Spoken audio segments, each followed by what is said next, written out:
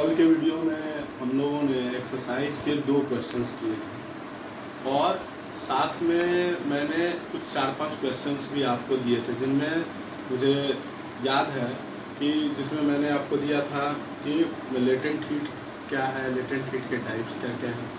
फिर आपको था सॉलिड लिक्विड गैस में डिफरेंस करना, characteristics of particle of matter लिखना।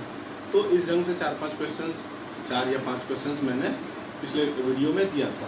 यदि आप लोग लिखने में कहीं भी दिक्कत हो रही है तो आप लोग उसको बेझिझक होकर के पूछें, और यदि नहीं हो रही है तब तो कोई बात नहीं, क्योंकि मैंने उसका एनालिसिस भी उसी समय कर दिया था। क्वेश्चन जब मैंने दिया था, आंसर भी उसी समय उसका एनालिसिस कर दिया था आंसर का। तो अब जो है आज के वीडियो में हम लोग चलेंगे एनसीईआरटी नहीं, एक्सरसाइज में क्वेश्चन नंबर 3 पर।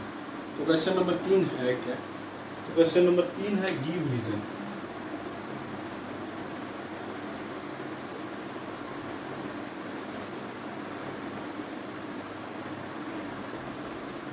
Give reason for following. और इसमें फर्स्ट क्वेश्चन जो है वो है नैप्थेलीन बॉल्स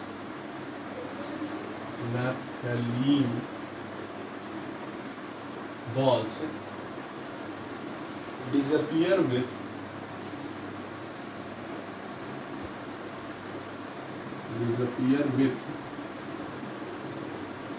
time without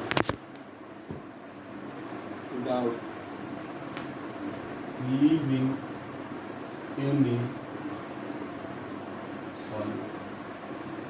अब यदि आप लोगों को इंटर कन्वर्जन याद होगा, जब मैंने एक चेन ट्रायंगुलर चेन बताया था तो उसमें मैंने इंटर कन्वर्जन बताया था। यदि इंटर कन्वर्जन आपको याद होगा तो उसमें आप लोगों ने पढ़ा था कि एक इवापोरेशन, कंडेंसेशन, ऐसा ऐसा प्रोसेस, उसमें एक प्रोसेस हम लोग पढ़े थे जिसमें सॉलिड से सब्सटेंस डायरेक्टली गैसियस में कन्वर्ट कर सकता है और डायरेक्टली गैसियस से सॉलिड में, ठीक है, without going into liquid state, direct वो चेंज हो जाता है।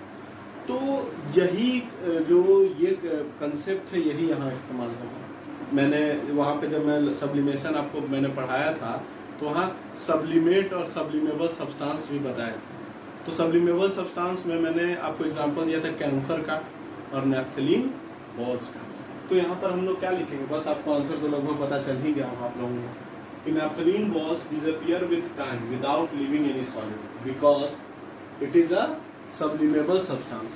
It directly changes into gas without going into liquid phase.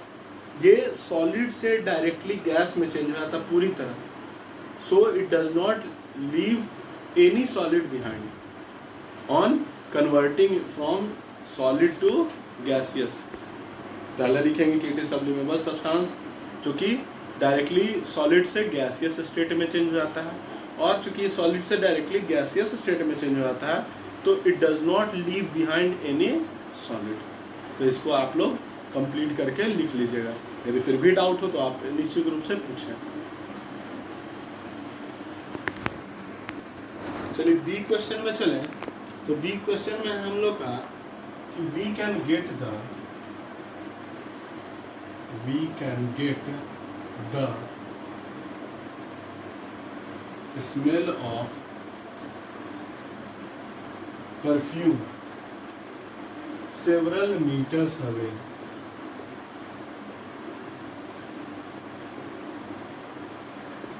इसका कारण क्या होगा, इसको मुझे बताने की तो जरूरत ही नहीं। तो क्या लिखेंगे आप इसमें, जब हम लोग परफ्यूम लगाते हैं, when we spray perfume gets the latent heat from our body and get converted into vapor, and then it get mixed with air and that process is called diffusion के द्वारा वो जो परफ्यूम है वो latent heat लिया, vapour में change हुआ हमारे शरीर से, और वो शरीर से वेपर में चेंज हुआ और it get mixed with the air. ये एयर के साथ मिक्स हो गया और एयर के साथ मिक्स होकर के ये one place to another place air के साथ ट्रैवल कर गया। तो डिफ्यूजन यहाँ पर कारण क्या है परफ्यूम के आगे जाने का? तो 2 कारण है। पहला तो कि हीट लेकर के वो वेपर में चेंज हुआ, और दूसरा कारण क्या हुआ, मतलब दोनों को आप एक में जोड़ के लिखिएगा आंसर। और दूसरा कारण क्या हुआ कि चूंकि ये गैस बन गया तो गैस का डिफ्यूजन का रेट सबसे फास्टेस्ट होता है, तो इसलिए चूंकि ये गैस बन गया तो it get mixed with the air and it goes several meters away. Question number 4, इसमें हम लोगों को लिखना है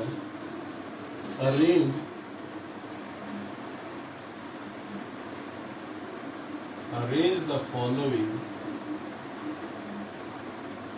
substances in increasing order of force of attraction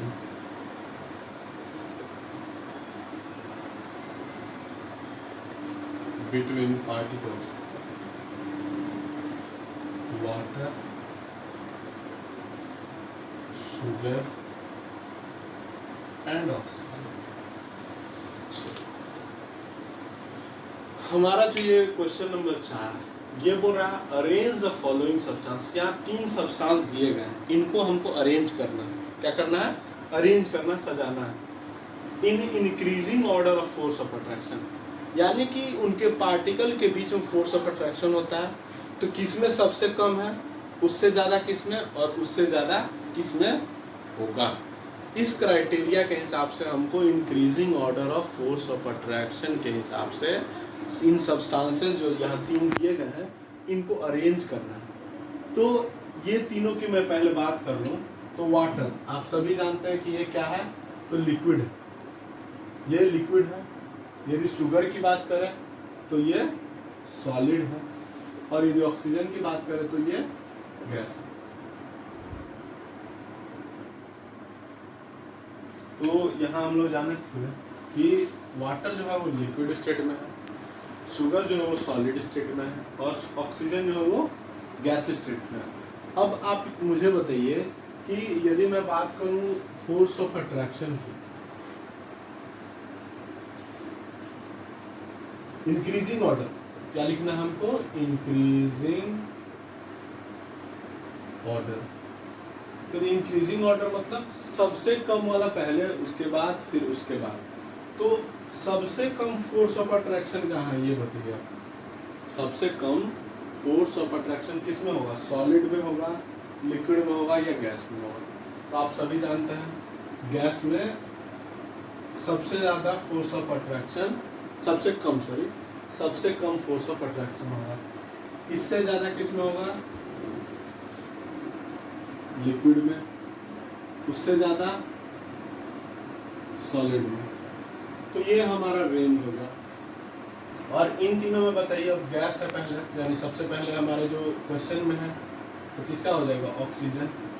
oxygen से ज़्यादा स्पेस लिक्विड में यानी कि वाटर में, उससे भी ज़्यादा सॉलिड में। सॉलिड की बात करें तो यहाँ हम लोग सॉलिड में शुगर दिया हुआ। तो ये हमारा करेक्ट अरेंजमेंट हो जाएगा। आप लोग इसको लिख सकते हैं आराम से, और अब आप लोग इसका कारण भी जानेंगे कि कैसे ये हुआ। अब क्वेश्चन तो आपका हो गया, और मैंने बोला था कि कुछ क्वेश्चन मैं अलग से भी करवाऊंगा। तो कल वाले क्वेश्चन में हम लोग 4-5 क्वेश्चंस मैंने दिया था आपको लिखने के लिए। आज वाले क्वेश्चन में केवल डिफाइनिंग टर्म्स मैं देने जा रहा हूँ। तो क्वेश्चन हम लोग का इसका सबका आंसर आप लिख करके भेजिएगा। Define the following. सबसे पहला ये में आप बताइएगा मुझे, फिर इवापोरेशन क्या है, बी कंडेंसेशन क्या है, सी सब्लिमेशन क्या है, डी इवापोरेशन कंडेंसेशन बॉइलिंग क्या है, ई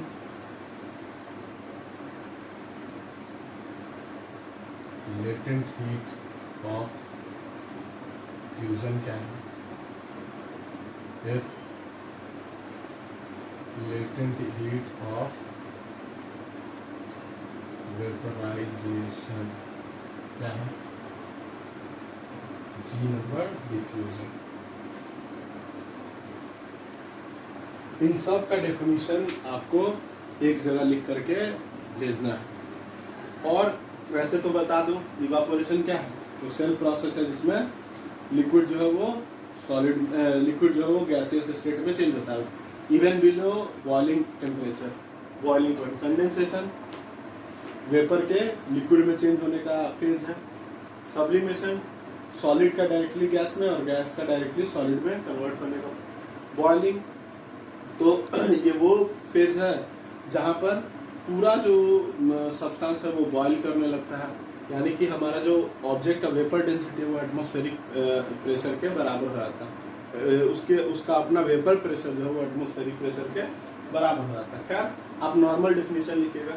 लेटेंट हीट ऑफ फ्यूजन बताया जा चुका है कल, वेपराइजेशन भी बता दिए और डिफ्यूजन भी आप जानते हैं इंटरमिक्सिंग होता है। इस ढंग से ये सारे डेफिनेशंस आपको करने हैं। कल के वीडियो में मैं फिर कुछ क्वेश्चंस के साथ एक्सरसाइज के उनको मैं बताऊंगा जैसे आज मैंने बताया, और फिर आपको कुछ और क्वेश्चंस मैं दूंगा जो कि आप घर से अलग से करके लाइएगा, जैसे कि आज मैंने दिया, इसको भी आप लिख करके भेजें।